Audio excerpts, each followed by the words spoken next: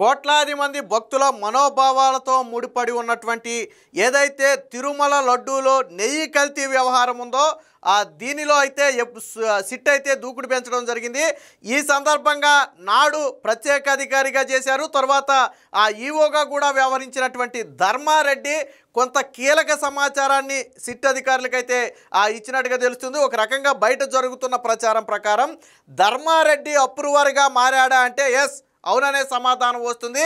నాడు జరిగినటువంటి ఏదైతే ఘటనలు మొత్తం ఉన్నాయో అందులో తన పాత్ర ఎంత ఉంది, పై కమిటీ బోర్డు మెంబర్ల పాత్ర ఎంత ఉంది, చైర్మన్ పాత్ర ఎంత ఉంది అనేది ధర్మారెడ్డి అయితే సిట్ అధికారులతో వెల్లడించినట్టుగా తెలుస్తుంది. దాదాపుగా 2 రోజుల పాటు 15-16 గంటలకు పైగా సిట్ అధికారులు అయితే ధర్మారెడ్డిని విచారించడం జరిగింది.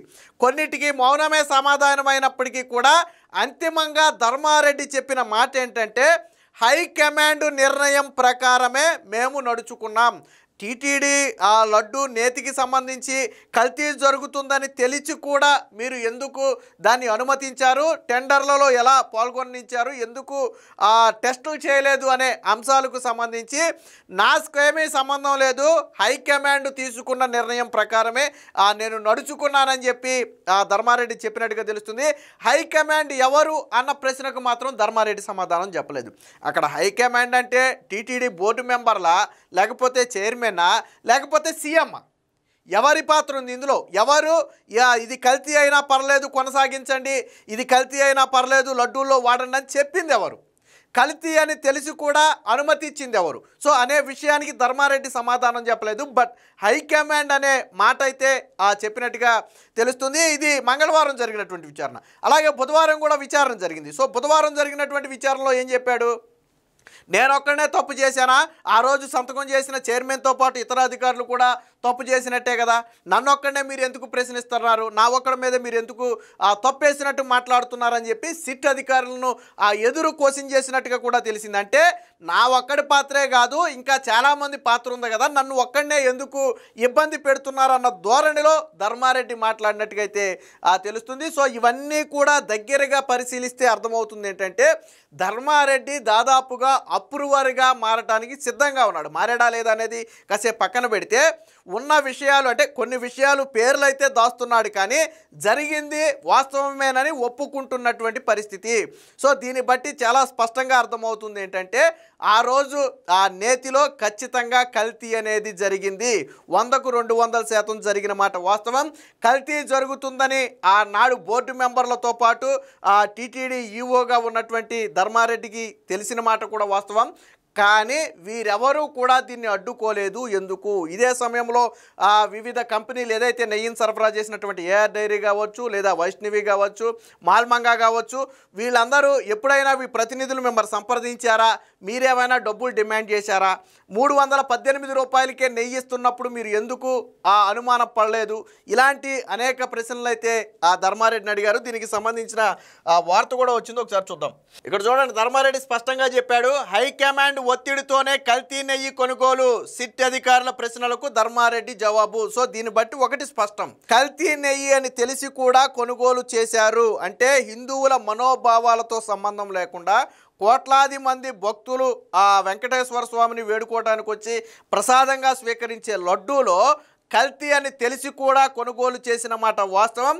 దానికి ఎవరు కారణం అంటే హైకమాండ్. హైకమాండ్ ఎవరనేది ధర్మారెడ్డే చెప్పాలి.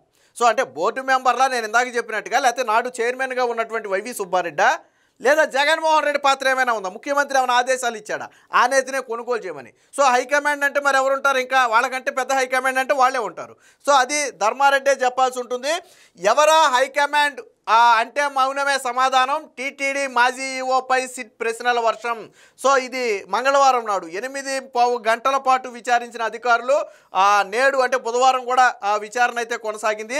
తిరుమల లడ్డు ప్రసాదానికి కల్తీ నెయ్యి సరఫరా వ్యవహారంలో ప్రత్యేక దర్యాప్తు బృందం సిట్ దూకుడు పెంచింది.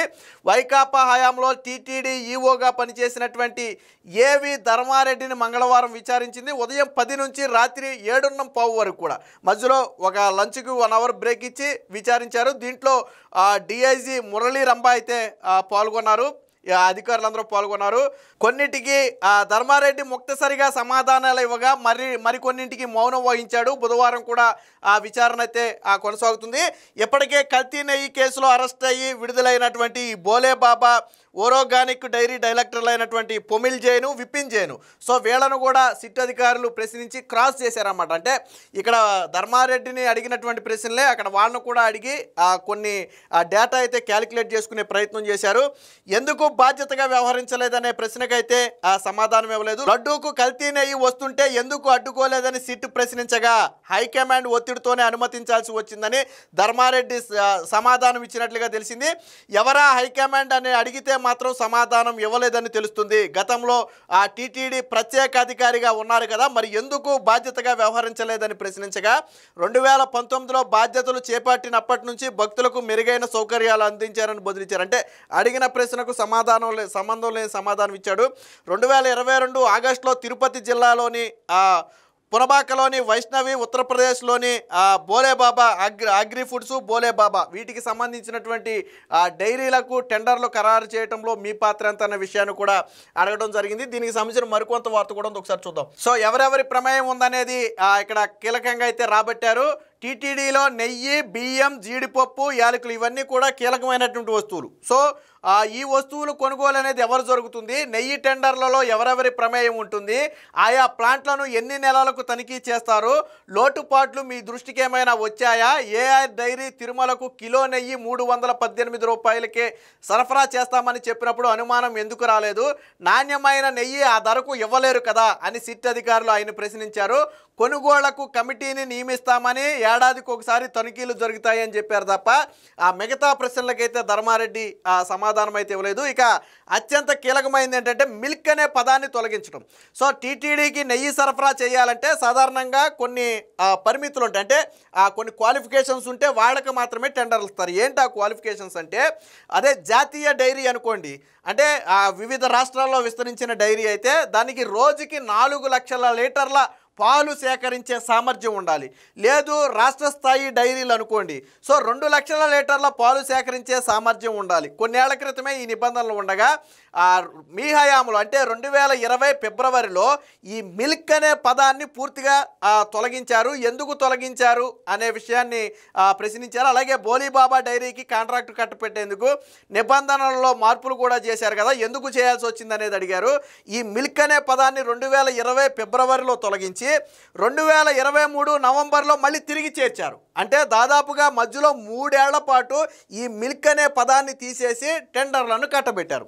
సో మిల్క్ అనే ఒక పదం అంటే ఏం సేకరించాలి, వాస్తవానికి డైరీలు ఇప్పుడు 4 లక్షల లీటర్లైనా 2 లక్షల లీటర్లైనా ఏం సేకరించాలి, మిల్క్ సేకరించాలి. ఇక్కడ ఈ మిల్క్ అనే పదాన్ని దాంట్లో తీసేశారు. అసలు ఆడు వాటర్ సేకరించవచ్చు, లేదా నూనె సేకరించవచ్చు, లేదా జంతువుల కొవ్వు సేకరించవచ్చు, ఏదైనా సేకరించవచ్చు.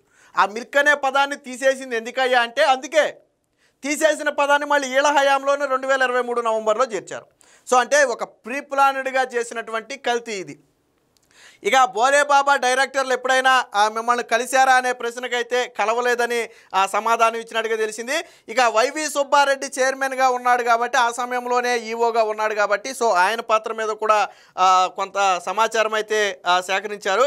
సో ఇక ధర్మారెడ్డి నిన్న విచారణ సందర్భంగా బయటికి వెళ్ళేటప్పుడు కొంతమంది తిరుమల లడ్డూ ఇచ్చే ప్రయత్నం చేస్తే తాను తీసుకోకుండానే వెనక్కి వెళ్ళిపోయినట్టుగా తెలుస్తుంది. దీనికి సంబంధించిన మరొక వార్త కూడా చూద్దాం. సో బుధవారం నాడు మరికొన్ని సమాధానాలు చెప్పాడు. చూడండి ఏమని చెప్పాడు. నేను చేసింది తప్పు అయితే ఆమోదించిన వారిది తప్పే కదా. నెయ్యి టెండర్ల నిబంధనల మార్పుపై అప్పటి చైర్మన్ ఈఓకు కూడా తెలుసు. ఆయన ప్రత్యేక అధికారికి ఉన్నాడు ఆ టైంలో. సో ఈఓకు కూడా తెలుసు. సిట్ విచారణలో టీటీడీ మాజీ ఈఓ ధర్మారెడ్డి రెండో రోజు కూడా దాదాపుగా 7:30 గంటల పాటు అయితే ప్రశ్నించారు.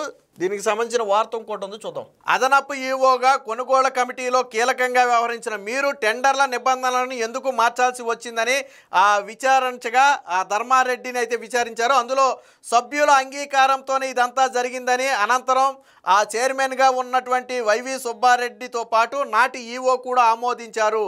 ఒకవేళ నేను చేసింది తప్పు అయితే వారు చేసింది కూడా తప్పే కదా అన్నట్టుగా ధర్మారెడ్డి అన్నట్టుగా ఆ సమాచారం. ఇందులో మీకు ముడుపులు ముట్టాయా అని అని అధికారులు ప్రశ్నిస్తే దానికి లేదని తలూపినట్టుగా తెలిసింది.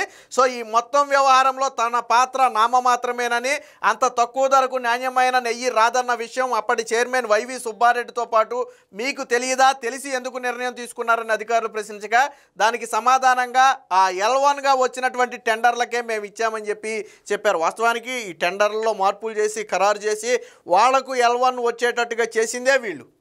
సో అంటే ఈయన ఏమంటాడంటే నాది తప్పు అంటున్నారు కదా, నేను సంతకం పెట్టాను కాబట్టి నాది తప్పు అంటున్నారు కదా, మరి ఫైనల్గా చైర్మన్ కూడా సంతకం పెట్టాడు కదా, ఆయనది తప్పు కదా, ఆయనది కూడా తప్పే, ఆయన కూడా ఉన్నాడు కదా, ఆయన కూడా విచారిస్తున్నారు కదా. సో అంటే సుబ్బారెడ్డి చెప్పేది ఏంటంటే నెయ్యి కల్తీ జరిగిన మాట వాస్తవం, ఆ కల్తీ నెయ్యే వస్తుందని తెలిసిన మాట కూడా వాస్తవం, తనతో పాటు తన పై అధికారులకు తెలిసన్నమాట కూడా వాస్తవం. ఇవన్నీ తెలిసే కల్తీ నెయ్యిని కొనుగోలు చేశారు. దీంతో ఇప్పటి వరకు వైసీపీ చేసిన ప్రచారానికి అడ్డుకట్టబడింది. ఏంటది? అసలు కల్తీ నెయ్యి కాదు, కల్తీ జరగలేదు, వాళ్ళు చెప్పింది అది. దాదాపుగా ఎన్ని లక్షల లడ్డూలకో ఆ నెయ్యిని వారినట్టుగా టీటీడీ కూడా ఒక వివరణ కూడా ఇచ్చింది. అంటే ఎంతమంది భక్తులు ఈ కల్తీ నెయ్యితో చేసినటువంటి లడ్డూలు తిన్నారో ఒకసారి ఆలోచించండి. అయితే కల్తీలో ఏముంది అనేది మళ్ళీ తర్వాత మాట్లాడుకుందాం. వాస్తవానికి అందులో జగన్మోహన్ రెడ్డి నేను ఒక మాట చెప్పాడు, ఏమని, ఆవు సరిగ్గా తినపోతే పాలు తీస్తే ఈ విధంగానే వస్తుంది, లేకపోతే ఆవు అనారోగ్యంతో ఉన్నప్పుడు పాలు తీస్తే ఈ రకంగానే వస్తుందని చెప్పి ఏదో మాట ట్రోల్ అయ్యాడు. సరే, ఇదంతా తర్వాత మాట్లాడదాం. కల్తీ జరిగిన మాట వాస్తవం, అందులో ఏం కల్తీ కలిసింది అనేది తర్వాత పక్కన పెడితే కల్తీ జరిగిన మాట వాస్తవం. ధర్మారెడ్డి అంటే నిన్న విచారణ సందర్భంగా ధర్మారెడ్డి వ్యవహార శైలిని చూస్తే ఖచ్చితంగా అప్రూవర్గా మారడానికి సిద్ధంగా ఉన్నట్టుగా తెలుస్తుంది. మరొకసారి సిట్ అధికారులు రావాల్సి ఉంటుందని కూడా నిన్న ధర్మారెడ్డికి అయితే చెప్పడం జరిగింది. తదుపరి విచారణలో ధర్మారెడ్డిని అరెస్టు చేస్తారని కూడా ప్రచారం జరుగుతుంది. ఏది ఏమైనా మొత్తంగా ధర్మారెడ్డి నోరు విప్పటంతో ఇప్పుడు నాడు చైర్మన్తో పాటు ఇతరుల అధికారుల మెడకు ఇది బలంగా చుట్టుకుంటుందనటంలో ఎటువంటి సందేహం లేదు.